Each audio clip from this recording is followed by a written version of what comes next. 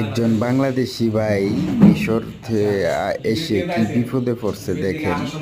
মানে মিশরের দালালগুলা যে তাদের সাথে প্রতারণার কি একটা খুব পাইতে রাখছে, দেখেন ওনার কথা শুনলে আপনারা বুঝবেন প্লিজ। আঙ্গুল মাপলে বার বলুন, ঠিক আছে? আপনি লিবিয়া থেকে মিশরে কেমনে আসলেন?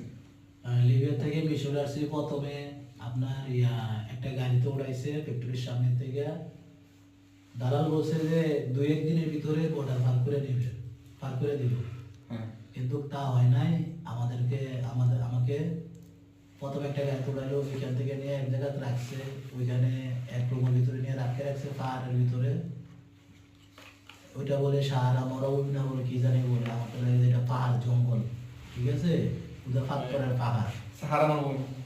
পাথরের পাহাড়। ওইখানে এক রুম নিয়ে রাখছে, ওইখানে 3 দিন রাখছে।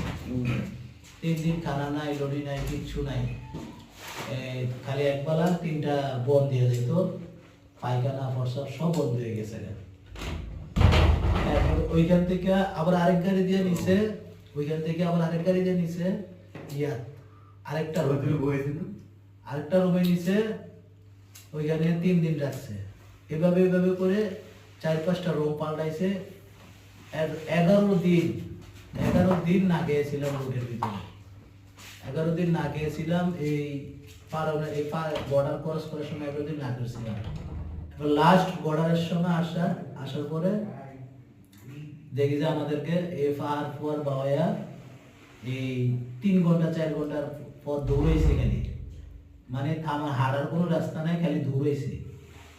আর একটু হইলে জীবনের ঝুঁকি নিয়ে এখানে এসে গুলি করে লাস্ট পার বাইয়া গুলি করতেছে। আমরা এই পার এসরাইয়া নিচে নামছে জীবনের ঝুঁকি নিয়ে।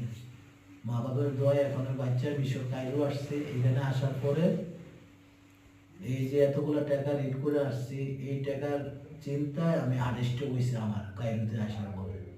হার্টস্ট্রোক হয়েছে। এখন আমার এখানে প্রায় 59,000 পাউন্ড দেওয়া হয়েছে ওইখান থেকে। আমি ও বাড়ি থেকে ঋণ করে আসছি এই টাকা। এখন আমি আমার বাড়িতে আমার ছেলে মেয়ে 3টা ছেলে পড়াইছি। বাড়িতে আমার 3টা ছেলে, একটা ছেলে। অপারেশন করতে কত টাকা লাগতেছে? 59,000 টাকা, বাংলা প্রায় 1,75,000 টাকা। হ্যাঁ, এরপরে এর ভিতরে আপনি ওই সবগুলো টাকা বাড়ি গেছেন? সবগুলো টাকা বাড়ি থেকে আনছি। অপারেশন করতে কোন হাসপাতালে? হসপিটালের নাম জানি না, আমি তো নতুন চিনি না এখানে কাইরোর ভিতরে হসপিটাল।